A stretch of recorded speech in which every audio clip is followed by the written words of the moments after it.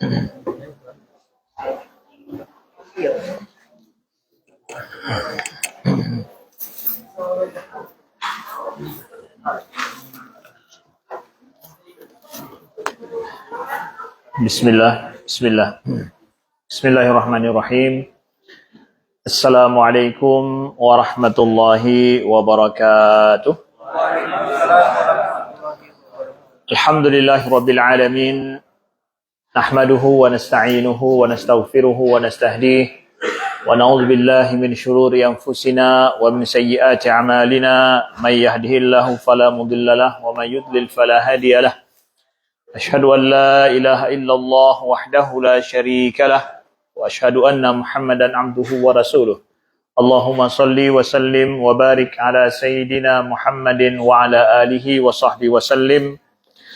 Subhanaka la ilma lana illa ma 'allamtana innaka antal alimul hakim. Allahumma 'allimna ma yanfa'una wanfa'na bima 'allamtana wa zidna ilma. Amma ba'du. It is beautiful night today in Los Angeles. This is the first night for me in Los Angeles. I'm very happy to be with our brother and sister here in Los Angeles. Like what Indonesians say, malam pertama is very malam pertama. What do you know about malam pertama? Yeah. Amazing, incredible. Yeah. Ya, semua pasti nggak akan lupa malam pertama ya. Dan bagi saya malam ini adalah malam pertama ya. Ya, terima kasih saya ucapkan pada Pak Farhad dengan Pak Rijo tadi yang bersusah payah macet total tadi ya. Ya, menjemput saya ya. Kazakhstan ya. This is I'm speaking with Russian language ya. Ya. Jadi menjemput saya, alhamdulillah, sehingga alhamdulillah kami sudah sampai di sini dengan selamat dari Seattle, dan kami mungkin I would like to introduce myself. I'm coming from Aceh, yeah. I stay in Aceh, and I studied in University of Al-Azhar, Egypt, yeah. S1 in Al-Azhar, S2 in Al-Azhar, and S3. S3 also from S3 also from Al-Azhar, PhD, and I get S3 from Al-Azhar. Yeah, student of Al-Azhar. My S3 from Al-Azhar. My istri ya. Ya. Jadi S3 saya dari Al-Azhar, S3 dari Al-Azhar, dan istri juga dari Al-Azhar, alhamdulillah. Ya, sama-sama di Al-Azhar ya. Alhamdulillah, my specialization Faculty of Usuluddin, Aqidah dan Filsafat. Ya, alhamdulillah. Dengan izin Allah, saya selesaikan. I finished my study 2018. Alhamdulillah. Jadi 2018 saya selesai S3. Ya, alhamdulillah. Dijadwalkan. Ya, jadi dalam safari Ramadan HMI North America ini adalah yang kedua kali saya ikut, dan pada tahun lalu saya di East Coast di Houston sampai ke Boston, kemudian alhamdulillah ini melengkapkan course yang selanjutnya yaitu West Coast ya. Alhamdulillah kemarin 1 pekan penuh kami mulai dari Seattle ya. Dan ini adalah stasiun yang kedua, alhamdulillah, di Los Angeles. Setelah ini San Francisco, selanjutnya next ke Las Vegas, dan selanjutnya ke Denver, insyaallah. Selanjutnya seberang ke Calgary, Edmonton, dan Vancouver, dia berhari raya di sana, insyaallah taala. Mudah-mudahan Allah berikan kemampuan kepada kami dan Allah berikan taufik kepada kita semua dalam beribadah kepada Allah dan istiqamah dalam taubat dan juga mencari pahala, mencari maghfirah daripada Allah selama bulan Ramadan ini. Amin ya rabbal alamin. Insyaallah saya akan mencoba untuk melanjutkan apa yang tadi sore kita jelaskan, terutama adalah saya ingin bicara specifically tentang masalah fikih Ramadan, fikih puasa, karena Pak Farhad mengatakan belum ada yang dibicarakan khusus tentang masalah fikih puasa ya. Jadi sekitar 20 menit atau 25 menit. Nanti kalau ada pertanyaan silahkan, saya welcome pertanyaan kalau ada, konsultasi secara khusus. Nah, jadi tadi konklusinya ya, kita katakan bahwa rukun puasa itu ada dua. Yang kalau seandainya rukun ini tidak sempurna, maka puasa kita juga tidak sempurna. Yang pertama adalah niat ya. Niat itu adalah tempatnya dalam hati, dan niat itu dimulai kita meniatkan seperti saat ini, yaitu mulai dari terbenam matahari sampai sebelum terbit fajar, masa kita untuk berniat puasa. Ya. Dan kita niatkan setiap malam. Ya, setiap malam. Seperti saat ini silahkan kita meniatkan puasa esok hari. Wajib atas kita pada bulan Ramadan. Nah, kemudian kita ulang setiap malam itu dan kita tentukan niat itu puasa wajib bulan Ramadan, bukan cuma sekedar puasa. Bukan mengatakan saya puasa. Kalau puasa aja itu, kalau puasa wajib tidak valid. Tapi harus niatkan puasa wajib bulan Ramadan. Kalau puasa sunnah nggak ada masalah. Niat puasa saja. Dan niat puasa sunnah juga boleh setelah terbit matahari. Tapi kalau puasa wajib tidak demikian. Ya, masanya setelah terbenam matahari masuk bulan Ramadan, dan setiap malamnya kita niatkan sampai terbit fajar. Nah, apabila nanti ketika terbit fajar kita mendengarkan suara azan, kita masih makan, maka mulut kita harus bersih dari makanan. Kalau ada dikeluarkan, kalau sedang minum berhenti dengan segera. Ya, baik azan atau tidak azan, pokoknya waktu datangnya waktu sholat subuh, karena sudah akurat lah waktu sholat subuh kita saat ini bisa ditentukan dengan waktu ya. Nah, I am sorry my brother, because I'm speaking in Indonesian language, because many our brother here want me to speak in Indonesia as if we are in Indonesia, you know. Ya, iya gitu ibu-ibu ya. Ya, sebab saya nggak paham bahasa Inggris kalau banyak-banyak saya ngomong.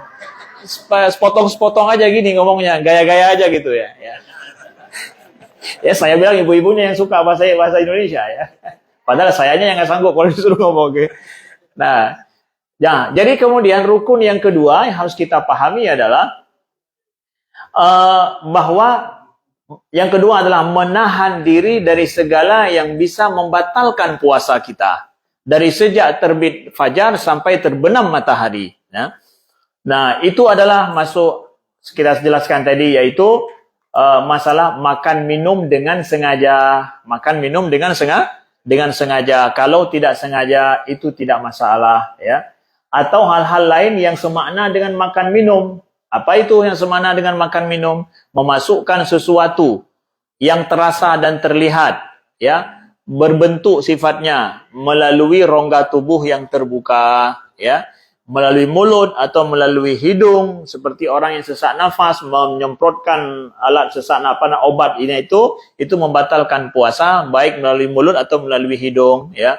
Nah, begitu juga hal-hal yang lain. Nah, lalu kemudian yang membatalkan puasa lagi apa? Yaitu muntah dengan sengaja. Kalau tidak sengaja tidak masalah, ya. Banyak muntah tanpa sengaja, yaitu karena mual perut, itu tidak masalah, ya, tidak batal puasanya. Kemudian berhubungan suami istri dengan sengaja, ya.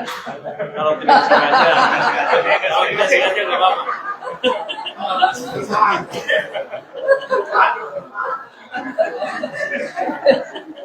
Ya, lihat tuh Islam ya. Kesalahan yang tidak sengaja itu dimaafkan, nggak dianggap. Tapi kalau sengaja, ya, itu adalah membatalkan puasa. Khususnya hubungan suami istri, ini dendanya berat. Ya, puasa 2 bulan berturut-turut. Nah, parahnya lagi yang kena puasa siapa? Yang kena denda? Suami doang, ya. Suami aja yang kena ya, yang istri tidak kena denda. Kenapa begitu Ustadz? Cari tahu sendirilah. Ya, jadi suaminya saja yang kena. Ya, itu kalau sengaja. Jadi kalau nggak sengaja, nggak ada masalah. Ya, nggak tahu gimana terjadinya tanpa sengaja itu ya. Ya, tapi yang secara umum hukumnya adalah nggak sengaja, nggak nggak masalah, ya. Tidak sengaja itu dimaafkan. Apa saja di dalam Islam nggak sengaja itu dimaafkan. Bayangkan itu, ya. Nah, itu kemudian apalagi, yaitu orang yang, ya, maaf cakap, yang onani, ya, baik secara sengaja. Kalau nggak sengaja gimana ya? Ada yang tidak sengaja, yaitu dengan cara melihat, memperturutkan penglihatan, sehingga dia bisa terjadi keluar air maninya. Ini juga bisa membatalkan puasa. Dan bukan cuma batal puasa, tapi berdosa. Nah, berdosa dia. Nah, kalau seandainya ada pertanyaan dalam masalah ini adalah orang yang malam hari junub, lalu kemudian ketika datang waktu fajar belum sempat mandi, padahal sudah datang waktu subuh, waktu wajib puasa, itu tidak masalah.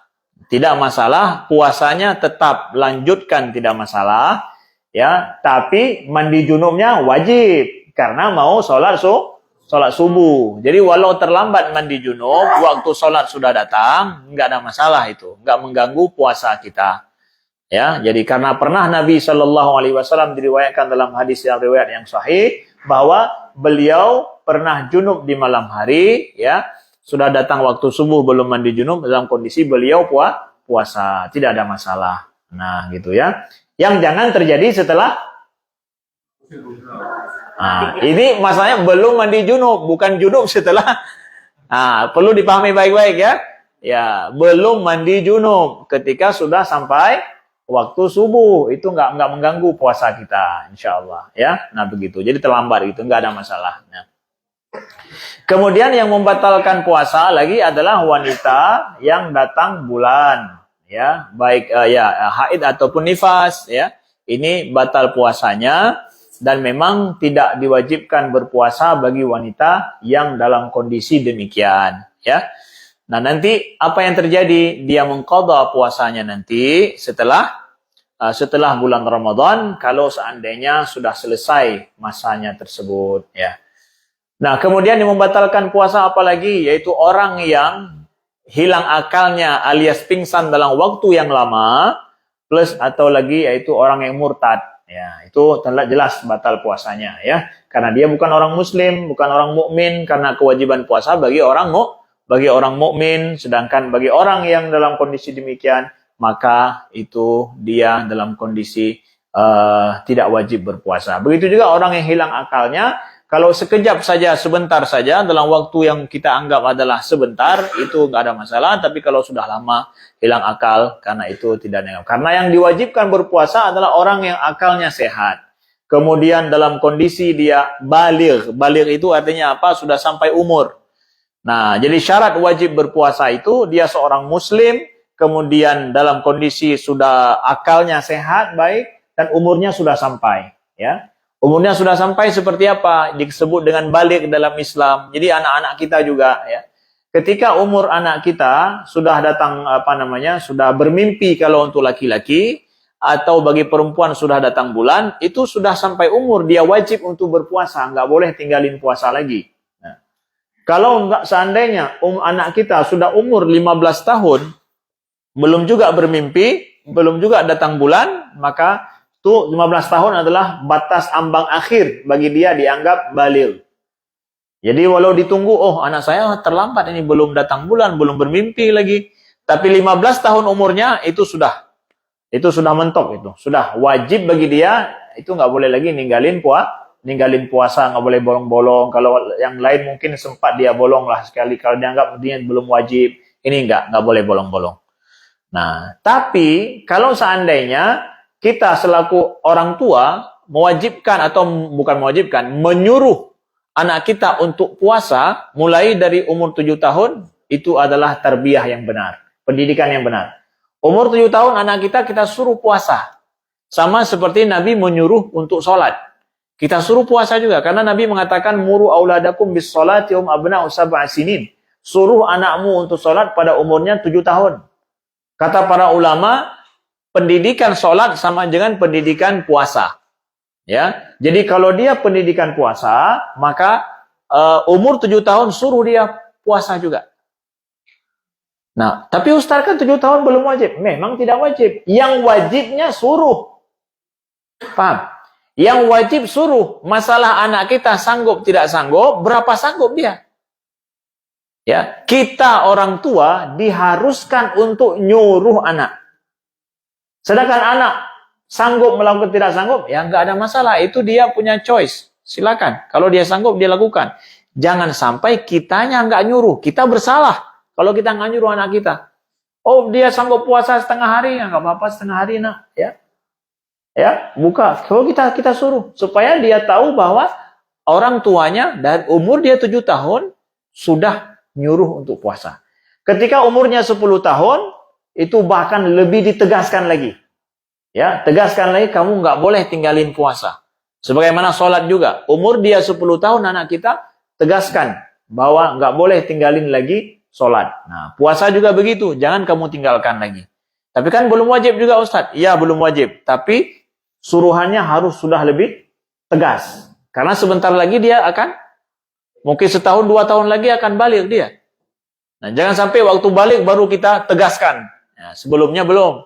Jadi ada pentahapan. Jadi ada stage dalam kita mendidik anak kita. Sehingga ketika dia datang bulan kita tegaskan betul, nah itu sudah paham dia. Karena dari umur 2 tahun lalu, 3 tahun lalu orang tuanya sudah tegas untuk jangan tinggalin lagi puasa. Nah, itu secara hukum demikian Bapak Ibu yang dimuliakan Allah ya.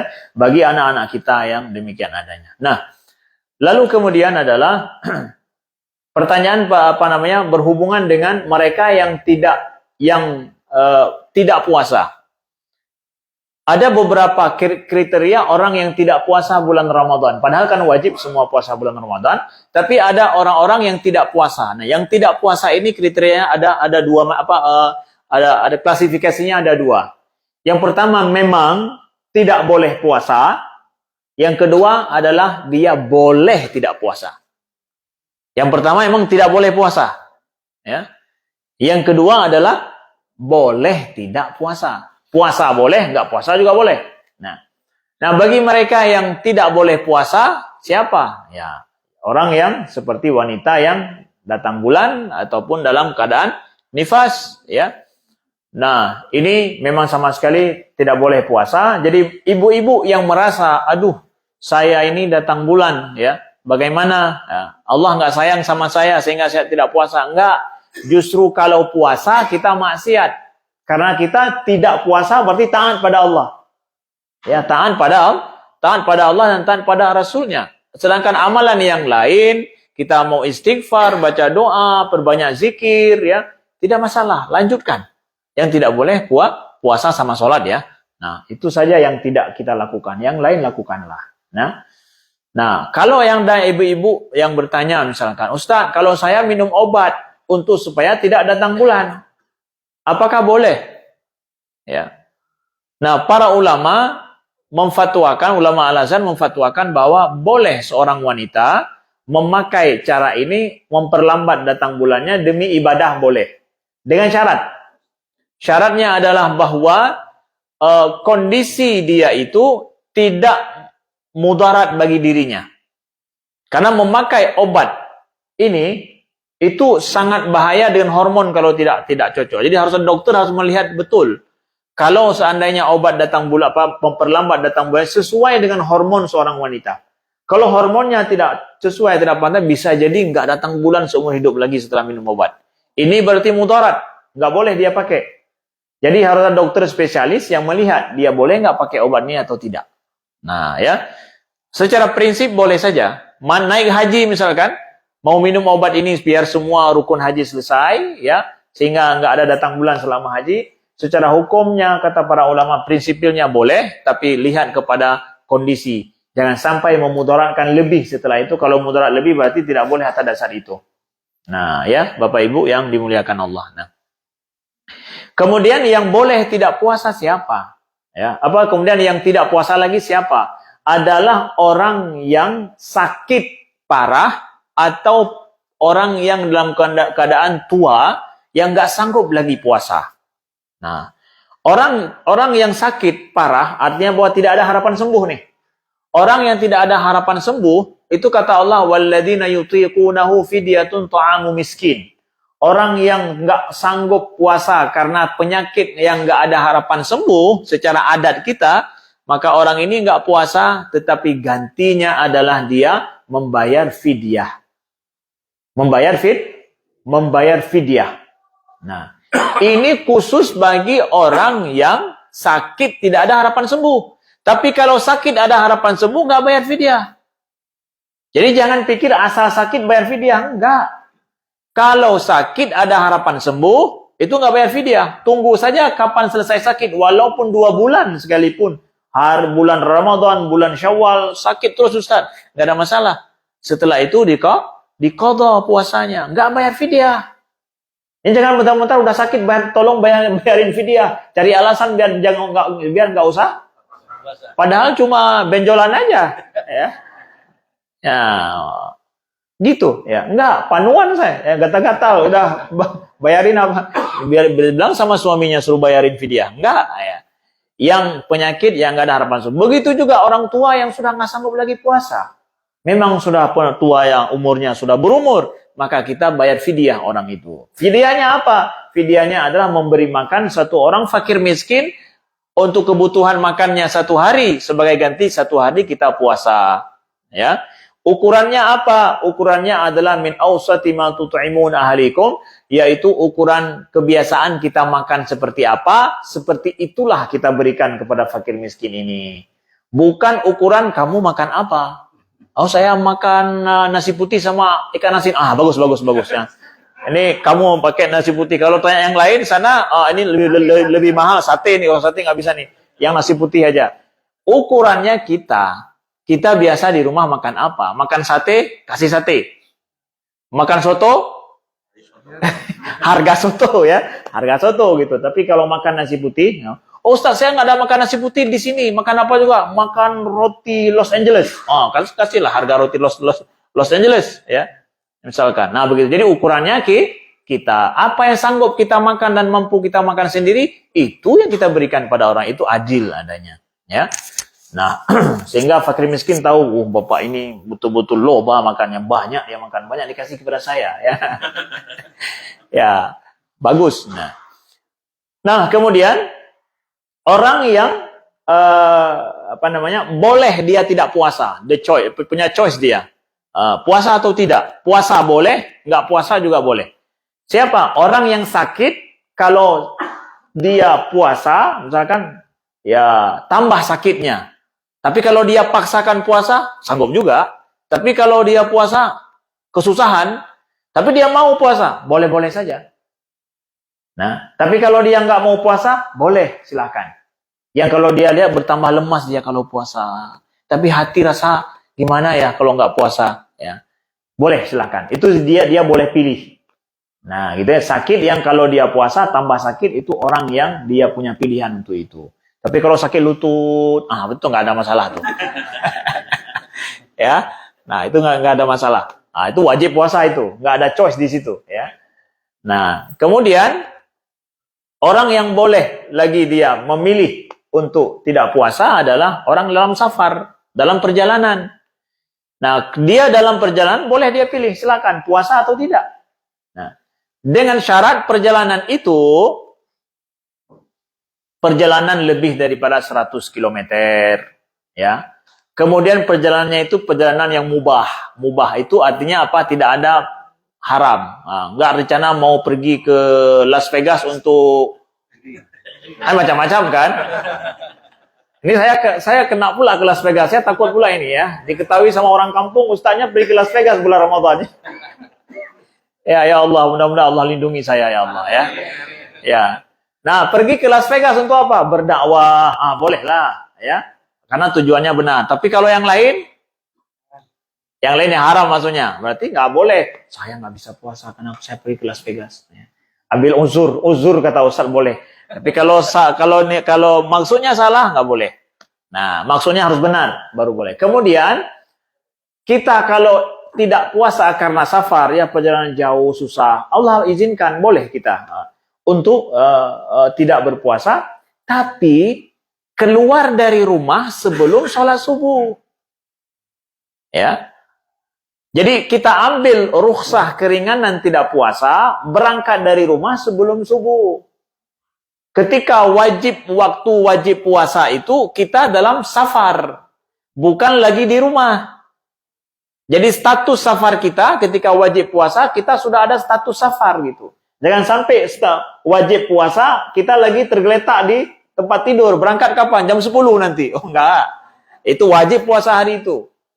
Ya, hari itu wajib puasa. Nah, seperti saya tadi, misalkan ya, berangkat dari Seattle itu adalah jam 5, ya. Jam 5 sudah berangkat ke airport. Nah, sedangkan mulai puasa jam 6. Jadi saya sholat subuh di airport Seattle. Jadi saya sholat subuh di situ. Nah, jadi kalau saya mau ambil rukhsah, boleh. Saya ambil itu. Enggak ada puasa, perjalanan juga jauh. Niatnya benar, maksudnya benar. Boleh. Tapi saya nggak ambil. Saya ambil aja untuk berpuasa gitu. Ya, silakan, itu choice ya. Silakan. Kalau sanggup nggak ada masalah. Ternyata memang di pesawatnya juga kalau makan harus beli. Alhamdulillah. Ya. Jadi banyak yang nggak makan ya. banyak yang nggak makan. Pakai Alaska. Pakai Alaska Max lagi. 737 Max, bergetar saya. Ini yang jatuh dulu ini ya. Bismillah lah ya. Ya, begitu. Jadi begitu kalau dalam safar. Dalam safar boleh tidak puasa dengan syarat kita keluar dari rumah. Tapi kalau di rumah waktu mulai azan subuh kita masih di rumah, tuh waktu hari itu nggak boleh ambil rukhsah tuh. Nggak boleh ambil keringanan puasa terus. Nah, begitu ya. Begitu Bapak Ibu yang dimuliakan Allah. Any question? Nah. Ya, paling jauh ibu. Ya. Waalaikumsalam. Sebentar.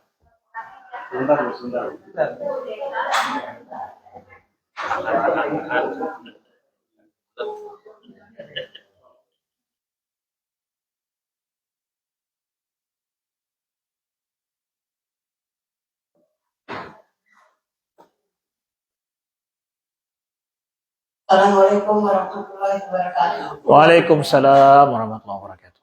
Nama saya Siti Naisha Abdullah.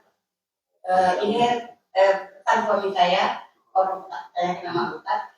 Dia pergi ke suatu kampung yang nggak ketemu, ada musola. Pas suami saya datang itu, mereka azannya, mana cara mengukurnya? Semua orang nggak tahu mengukurnya, Pak. Ya azannya itu. Terima kasih. Ya. Waalaikumsalam warahmatullahi wabarakatuh. Ya. Seorang azannya duduk tidak berdiri. Nah, jadi tidak masalah kalau dia azan sambil duduk, tidak menjadikan azannya batal, tidak ya, enggak ada masalah. Apalagi ya karena dia dalam kondisi uzur dan yang paling bagus azannya, paling bagus suaranya dia ya. Dan juga dia dinobatkan di situ sebagai memang muazzin ya, dan paling tahu tentang masalah waktu ya. Maka boleh saja kalau seandainya dia sambil duduk ya. Ya, kita tidak tahu. Pokoknya secara itu nggak sama dengan sholat. Kalau sholat memang kalau sanggup harus berdiri. Tapi kalau azan tidak jadikan, oh batal azanmu karena ini tidak. Ya, tidak masalah. Jadi sesuatu yang sesuatu yang ditoleransi itu tidak terlalu harus ditegaskan. Ya, begitu. Jadi tidak sama hukumnya berdiri dalam azan dengan berdiri dalam sholat, tidak sama itu. Ya, nggak masalah. Tidak perlu ditegur, nggak apa-apa ya. Baik, silakan Bapak. Nah, tadi itu berlaku untuk puasa sunnah atau apa itu? wajib yang tadi yang saya katakan tadi. Hah? Yang sebelum subuh safar itu. Yang safar sebelum subuh, ya. Yang puasa wajib itu. Ya, itu puasa wajib. Kalau puasa sunnah, ya puasa aja emang choice. Kalau puasa wajib nggak ada choice kita ini ya. Wajib puasa gitu ya. Tapi ternyata gara-gara safar kita punya choice. Boleh pilih antara puasa atau tidak. Tapi dengan safarnya itu harus sebelum berangkat, baru kemudian sebelum azan subuh, baru boleh ambil kita ininya. Ya. Satu lagi, tadi yang pembahasan yang sore tadi mengenai tentang yang membatalkan puasa. Itu apabila ketika kita membersihkan hidung pada saat puasa, itu bagaimana? Ya, membersihkan hidung kepada saat kita puasa boleh. Boleh. Ya. Silakan, boleh. Tapi Membersihkan hidung bukan dengan disemprotkan ini kan? Semprot pakai apa? Selang. Boleh. Ya kita berwudu kan sunnah membersihkan hidung. Iya. Sah. Sah, ya, sah. Dengan air kan? Kita kan waktu wudu kan antara sunnah berwudu kan bersihkan hidung. Ya, boleh. tidak alat, tapi alatnya dengan jari. Ah, boleh dengan jari nggak masalah. Ya. Ya. Ya. Sedang hamil boleh berpuasa apa enggak? Oke, baik. Orang hamil gimana puasanya? Baik, terus Bapak silakan. Waktu kita musafir itu waktunya waktu yang kita keluar dari rumah itu berapa lama? Belum ke Indonesia Jaraknya Ya, paling pendek itu 100 km lebih. Ya, 100 km lebih kita ambil rukhsah tidak puasa. Kalau lebih daripada itu, lebih lagi. Lebih lagi boleh. Yang jangan baru 50 km dari rumah ke sini, 20 km lebih. Dan safari nggak ada puasa. Kenapa? Pergi sholat subuh. Ya, enggak ya. Nah, begitu. Baik, kemudian ini wanita hamil. Bagaimana puasanya Ustadz? Apakah choice bagi dia? Bagus nih. Wanita hamil dikategorikan kepada yang sakit ada harapan sembuh. Ya. Jadi case wanita hamil masuk kepada yang sakit ada harapan sembuhnya. Kondisi wanita hamil dua macam. Yang pertama adalah dia wanita hamil ini memang badannya lemas gitu. Ya hamil 2 atau 3 bulan gitu, 4 bulan.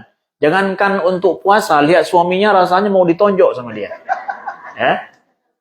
Ya mual nih, melihat suaminya mual dia. Ya, jangan pulang sini, pergi sana. Kenapa mual?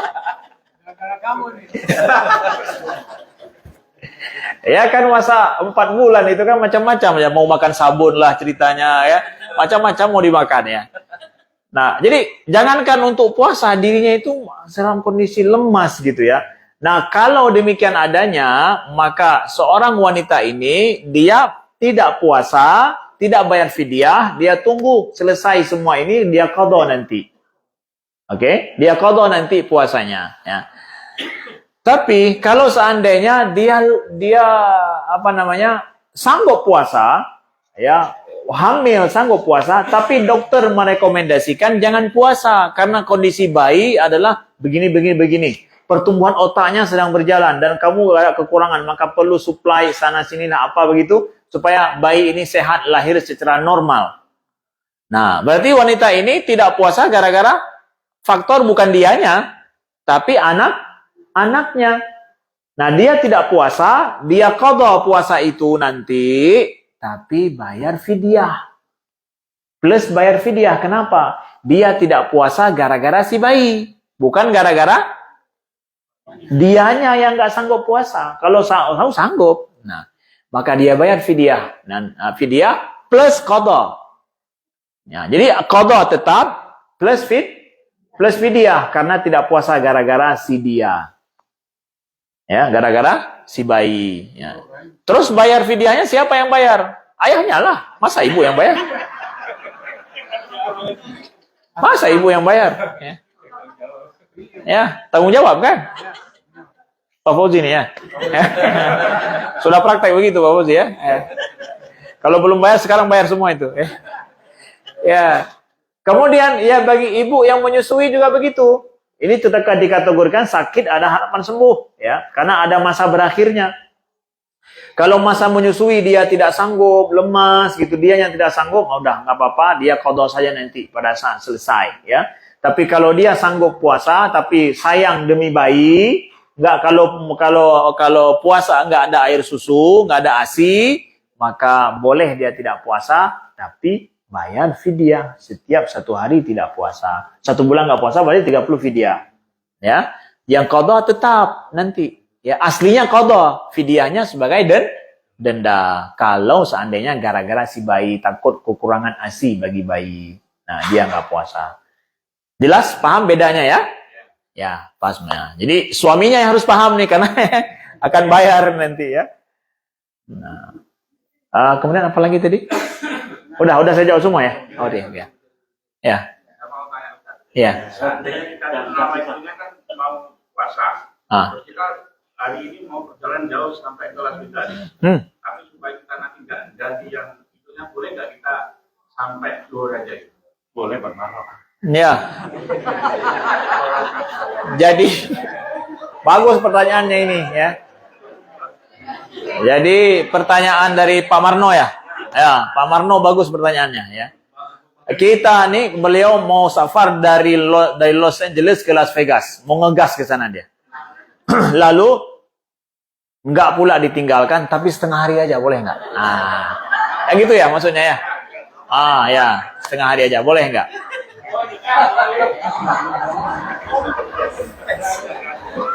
Terus saya tanya, setengah hari lagi kapan? Hah?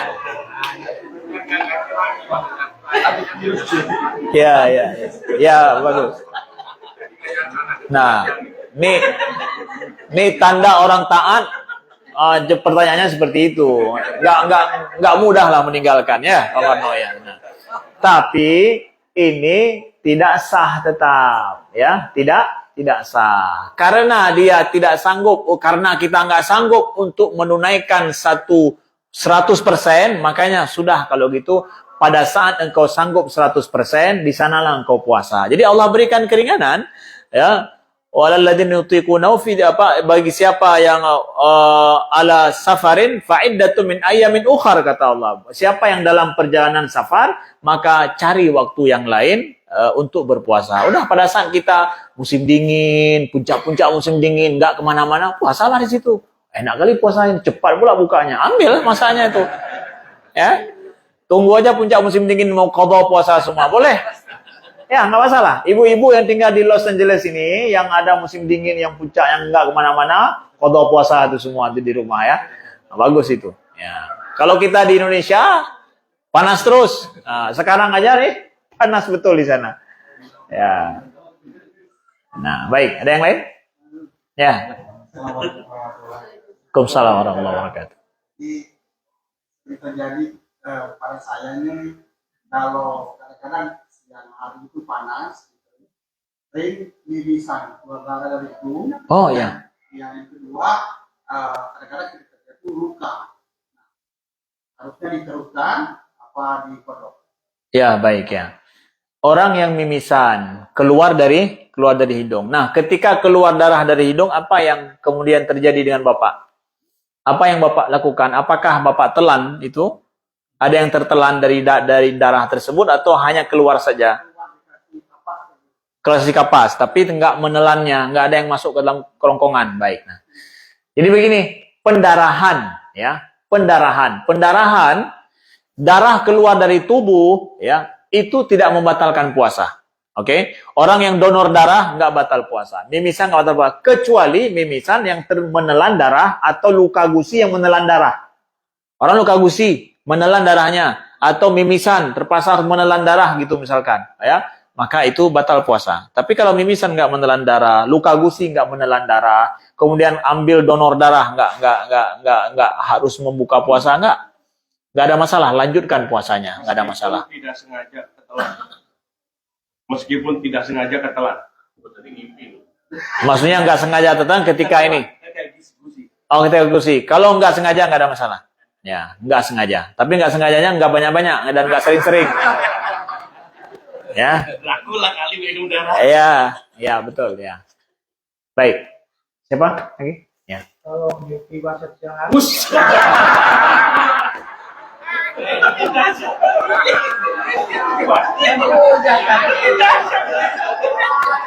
Bagus.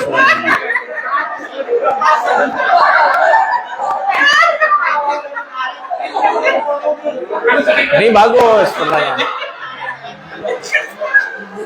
Ini mewakili anak muda, ya. Mewakili anak muda, ya. Anak muda diam-diam semua kan? Nah, mewakili anak muda.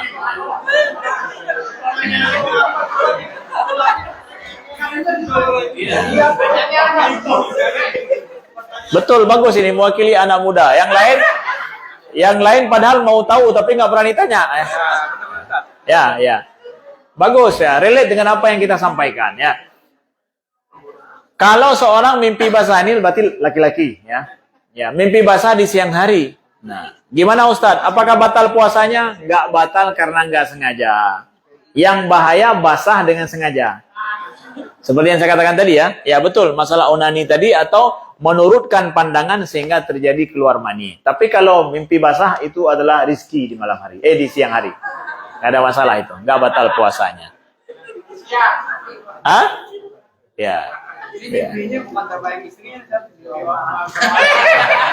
Mimpi itu tidak berdosa orang, ya, nggak ada dosa. Itu diperjelas ya.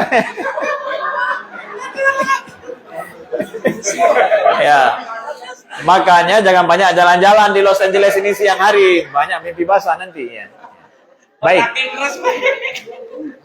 baik, bagus. Ada yang lain, ibu-ibu? Ada yang lain mau ditanyakan? Itu namanya keinginan yang kesampaian. Oh, tertunda. Ya. Silakan, karena besok mungkin banyak yang nggak bisa datang, makanya saya buka pertanyaan. Ada yang lain? Nggak ada? Clear semuanya? Ya, baik. Itu Ya. untuk yang mungkin kalau sahabat misalkan Pak Ustadz kan dari Indonesia, tinggal di Los Angeles, berapa lama bisa mengkodok menjama atau mengkosor gitu? Ya, baik. Seorang musafir berapa lama dia mengqadha puasanya atau boleh dia tidak puasa atau boleh dia tidak sholat, misalkan menjamak sholat, maaf ya, bukan boleh nggak sholat ya, menjamak sholatnya kapan? Nah, kalau kita pakai standar mazhab Imam Syafi'i membuat, dalam mazhab Imam Syafi'i dibuat standarnya. Standarnya adalah seseorang itu boleh mulai dia dalam perjalanan menjamak sholat, bukan mengqadha ya. Menjamak sholatnya, menyatukan sholat zuhur dengan asar, sholat maghrib dengan isya, baik takdim atau takhir gitu. Itu adalah selama 5 hari dalam perjalanan dia. Kalau seandainya misalkan ke hari pertama masuk, seperti saya nih hari ini nih, masuk ke Los Angeles hari ini, oke? Lalu saya akan tinggal di sini hari apa nih? Hari Minggu, Senin, Selasa, Rabu, Kamis. Kalau Kamis saya berangkat, take off dari sini ke tempat lain, berarti status saya ini musafir terus. Di sini saya musafir terus ini. Ya, status saya nggak sama dengan mukim. Karena apa? Saya waktu cuma 5 hari, hari masuk, hari keluar dalam 5 hari itu ya. Nah, maka saya berarti status safar di sini, boleh saya menjamak sholat saya. Tapi kalau seandainya saya di sini 7 hari misalkan, atau lebih daripada 5 hari, maka status safar saya begitu sampai ke sini, hilang status safar saya jadi seperti mukim. Jadi begitu sampai ke tempat ini, udah berarti tujuan saya di sini memang selama sepekan, bahkan lebih misalkan. Maka saya seperti orang di sini, begitu sudah sampai ke sini, saya tidak jamak sholat lagi. Nggak tunggu 5 hari. Maksudnya 5 hari terus baru nanti nggak demikian. Begitu sampai saya kemari, sholat zuhur saya sampai di sini, udah sholat zuhur seperti orang sini. Asar seperti orang sini. Begitu. Dalam perjalanan boleh saya menjamak qasar. Kalau itu udah direncanakan sebelumnya, saya mau tinggal di suatu tempat sekitar 2 minggu gitu loh. Itu nggak ada safar. Ya, kalau udah direncanakan dan memang sudah pasti begitu niat kita, maksud kita, maka itu bukan safar lagi. Ketika sampai ke situ, udah mukim. Sama dengan status orang tempatan. Nah, safarnya hanya dalam perjalanan saja. Sampai ke tujuan jadi orang mukim. Ya, nggak nunggu 5 hari ya. Ya, langsung. Karena udah pasti planningnya. Nah. Baik, sekian Bapak Ibu yang dimuliakan Allah. InsyaAllah, to be continue tomorrow. Kalau Hanafi tidak ada batasan waktunya, nggak pasti dia. Ya, selama ada dalam safar, dia safar maka dia boleh. Ya, maka dia boleh. Jadi kita sulit untuk membuat batasan. Makanya kenapa kami memfatwakan sering dalam menjelaskan mazhab Imam Syafi'i, karena batasannya konkret gitu. Jadi enggak. Tapi kalau dalam kondisi orang eksplorasi misalkan pergi ke gunung explore gitu. Pindah-pindah kemahnya gitu walaupun dekat-dekat situ, tapi dia kondisi explore terus, mungkin mazhab Imam Hanafi cocok untuk diambil. Nah, misalkan ya, begitu. Ustadz ingatkan besok 6.30 sore kita. Oh baik ya, besok insya Allah dalam jadwal 6.30 ketemu di sini, kita ada tausiah dan juga kita lanjutkan pengajian kita. Mau datang jam 6 juga ada saya insyaallah. Jadi kalau cepat datang jam 6 ada, ya berarti kita mulai jam 6. Jadi ada konsultasi tanya jawab lebih. Kalau emang jam 6.30 oke, jam 6.30 kita lanjutkan seperti ini malamnya insyaallah. Sekian, terima kasih. Mari sama-sama kita niatkan puasa esok hari. Ya.